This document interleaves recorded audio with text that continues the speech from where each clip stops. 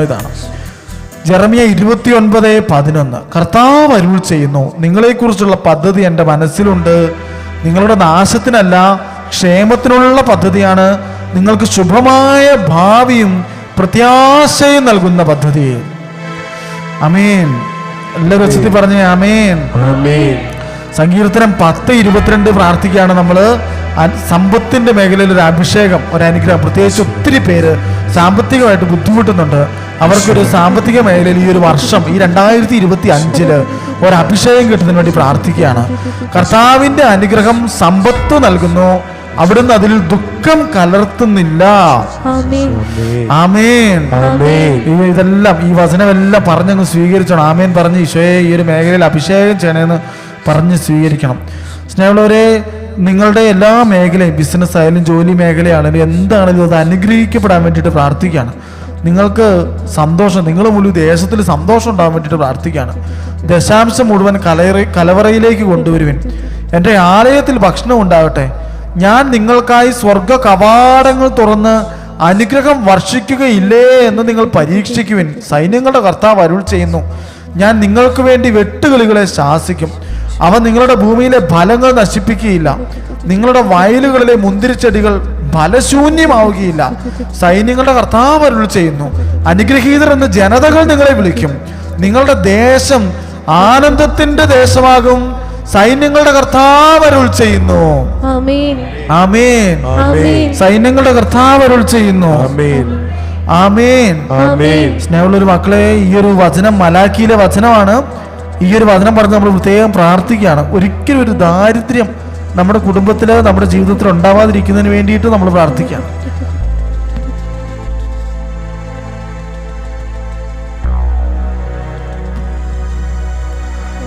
ഈ ഒരു സമയം എല്ലാവരും സ്തുതിച്ചുകൊണ്ടിരിക്കുന്നു, എല്ലാവരും സ്തുതിച്ച് പ്രാർത്ഥിക്കുന്നു. ഒരു അഭിഷേകം, ഒരു അനുഗ്രഹം കിട്ടാൻ വേണ്ടി സ്തുതിച്ച് പ്രാർത്ഥിക്കുന്നു. ഓരോ വചനം പറയാം, സ്തുതിച്ചുകൊണ്ട്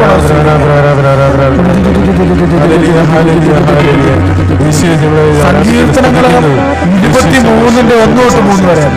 കർത്താവാണ് എന്റെ ഇടയൻ, എനിക്കൊന്നിനും കുറവുണ്ടാവുകയില്ല. പച്ചയായ പുൽത്തകിടിയിൽ അവിടുന്ന് എനിക്ക് വിശ്രമം നൽകുന്നു. പ്രശാന്തമായ ജലാശയത്തിലേക്ക് അവിടുന്ന് എന്നെ നയിക്കുന്നു, അവിടുന്ന് എനിക്ക് ഉന്മേഷം നൽകുന്നു. തന്റെ നാമത്തെ പ്രതി നീതിയുടെ പാതയിൽ എന്നെ നയിക്കുന്നു. ആമേൻ. കർത്താവാണ് എന്റെ ഇടയൻ, എനിക്കൊന്നിനും കുറവുണ്ടാവുകയില്ല. ആമേൻ. അതിന് പറഞ്ഞേ, കർത്താവാണ് എന്റെ ഇടയൻ, എനിക്കൊന്നിനും കുറവുണ്ടാവുകയില്ല. പച്ചയായ പുൽത്തകിടിയിൽ അവിടുന്ന് എനിക്ക് വിശ്രമം അരുളുന്നു. പ്രശാന്തമായ ജലാശയത്തിലേക്ക് അവിടുന്ന് എന്നെ നയിക്കുന്നു. സങ്കീർത്തനങ്ങൾ 23:1-3. കർത്താവാണ് ഇടയൻ, നിങ്ങൾക്കൊരു ഒന്നിനൊരു കുറവുണ്ടാവില്ല. ഒന്നിനൊരു കുറവുണ്ടാവാതെ പോരുന്നതിന് വേണ്ടി നമ്മൾ ആഗ്രഹിക്കുകയാണ്, നമ്മൾ പ്രാർത്ഥിക്കുകയാണ്. ആരാധന ആരാധന ആരാധന ആരാധന ആരാധന ആരാധന. സുഭാഷിതങ്ങൾ 3-9-10 വരെയുള്ള വാക്യം പറഞ്ഞ് പ്രാർത്ഥിക്കുന്നു. കർത്താവിനെ നിന്റെ സമ്പത്ത് കൊണ്ടും നിന്റെ എല്ലാ ഉൽപ്പന്നങ്ങളുടെയും ആദ്യ ഫലങ്ങൾ കൊണ്ട് ബഹുമാനിക്കുക.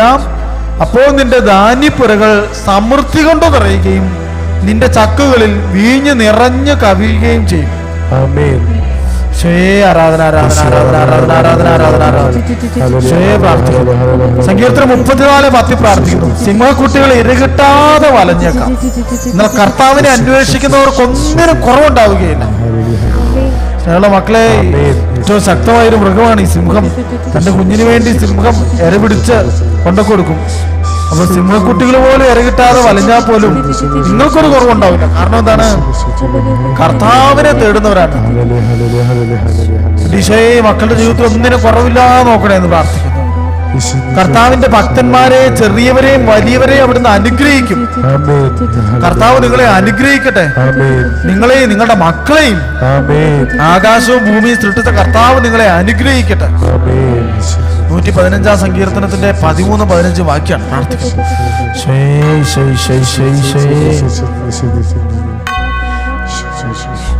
നല്ലൊരു സങ്കീർത്തനം വരേണ്ടത് ഞങ്ങളുടെ മക്കളെ. അച്ഛൻ പറയാണ്, കർത്താവിനെ ഭയപ്പെടുകയും അവിടുത്തെ വഴികളിൽ നടക്കുകയും ചെയ്യുന്നവർ ഭാഗ്യവാൻ.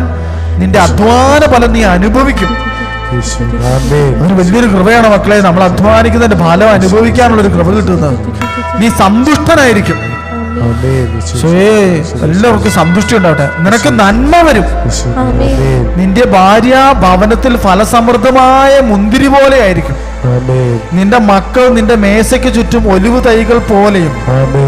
കർത്താവിന്റെ ഭക്തർ ഇപ്രകാരം അനുഗ്രഹീതനാകും. കർത്താവ് സിയോനിൽ നിന്ന് നിന്നെ അനുഗ്രഹിക്കട്ടെ. നിന്റെ ആയുഷ്കാലം അത്രയും നീ ജെറുസലേമിന്റെ ഐശ്വര്യം കാണും. മക്കളുടെ മക്കളെ കാണാൻ നിനക്ക് ഇടവരട്ടെ. ഇസ്രായേലിന് സമാധാനം ഉണ്ടാകട്ടെ. സ്നേഹിതരെ, നിന്റെ ആയുഷ്കാലം അത്രയും നീ ജെറുസലേമിന്റെ ഐശ്വര്യം കാണുമെന്ന് പറഞ്ഞാല് നിന്റെ കുടുംബത്തിന്റെ ഐശ്വര്യം നീ നിന്റെ ആയുഷ്കാലം മുഴുവനും കാണുമെന്നുള്ളതാണ്. നിന്റെ കുടുംബത്തിന്റെ ഐശ്വര്യം നീ ആയുഷ്കാലം മുഴുവൻ കാണും. നിന്റെ മക്കളുടെ മക്കളെ കാണാൻ നിനക്ക് ഇടവരും. അത്രയും അനുഗ്രഹിക്കപ്പെട്ട ഒരു ജീവിതം കിട്ടുമെന്നുള്ളതാണ്. ഇസ്രായേലിന് സമാധാനം ഉണ്ടായിട്ട് നിന്റെ കുടുംബത്തിൽ സമാധാനം ഉണ്ടാവട്ടെ എന്നുള്ളതാണ്. ഈ ഒരു കൃപയെല്ലാം മക്കൾ കിട്ടുന്നതിന് വേണ്ടി പ്രാർത്ഥിക്കുന്നു. സങ്കീർത്തനങ്ങൾ 37:4-5 പ്രാർത്ഥിക്കുന്നു. കർത്താവിൽ ആനന്ദിക്കുക, അവിടുന്ന് നിന്റെ ആഗ്രഹങ്ങൾ സാധിച്ചു തരും. നിന്റെ ജീവിതം കർത്താവിന് വരവേൽപ്പിക്കുക, കർത്താവിൽ വിശ്വാസം അർപ്പിക്കുക, അവിടുന്ന് നിന്നെ നോക്കിക്കൊള്ളും. സ്നേഹിതരെ, ഈശോയ്ക്ക് വരവേൽപ്പിക്കുക. കർത്താവ് നിന്നെ നോക്കിക്കൊള്ളും. പ്രത്യേകിച്ച് നിന്റെ ഒരു വർഷം മുഴുവനും കർത്താവ് നിന്നെ നോക്കിക്കൊള്ളും. ഇതൊരു വലിയ വാഗ്ദാനമാണ്. ഈ ഒരു വർഷം മുഴുവൻ ഈശോ എന്നെ നോക്കണേ എന്ന് പ്രാർത്ഥിക്കുന്നു. ഫിലിപ്പി 4:19 പ്രാർത്ഥിക്കുന്നു. ദൈവം തന്റെ മഹത്വത്തിന്റെ സമ്പന്നതയിൽ നിന്ന് യേശുക്രിസ്തു വഴി നിങ്ങൾക്ക് ആവശ്യമുള്ളതെല്ലാം നൽകും. ഈ മക്കളുടെ ഓരോ ആവശ്യം പ്രത്യേകിച്ച് ഇവരെ എഴുതിക്കൊണ്ട് വന്നിരിക്കുന്ന പ്രാർത്ഥനാ നിയോഗങ്ങളെല്ലാം ഈശോ ഏറ്റെടുക്കണേ എന്ന് പ്രാർത്ഥിക്കുന്നു. നിങ്ങൾക്ക് ആവശ്യമുള്ളതെല്ലാം സദാ സമൃദ്ധമായി ഉണ്ടാകാനും സൽകൃത്യങ്ങൾ ധാരാളമായി ചെയ്യാനും വേണ്ട എല്ലാ അനുഗ്രഹങ്ങളും സമൃദ്ധമായി നൽകാൻ കഴിവുറ്റവനാണ് ദൈവം. എഴുതപ്പെട്ടിരിക്കുന്ന പോലെ അവൻ ഭാര്യ വിതറി, അവൻ ദരിദ്രർക്ക് ദാനം ചെയ്തു, അവന്റെ നീതി. എഴുതപ്പെട്ടിരിക്കുന്നത് പോലെ അവൻ വാരി വിതറി. അനുഗ്രഹങ്ങൾ ഈ മക്കളുടെ കുടുംബങ്ങളുടെ മേൽ, തലമുറകളുടെ മേൽ വാരി വിതരണേ എന്ന് പ്രാർത്ഥിക്കുന്നു. സുഭാഷിതങ്ങൾ 16:3 പ്രാർത്ഥിക്കുന്നു. നിന്റെ പ്രയത്നം കർത്താവിൽ അർപ്പിക്കുക, നിന്റെ പദ്ധതികൾ ഫലമണിയും. നിന്റെ പ്രയത്നം കർത്താവിൽ അർപ്പിക്കുക, നിന്റെ പദ്ധതികൾ ഫലമണിയും. പ്രാർത്ഥിക്കുന്നു.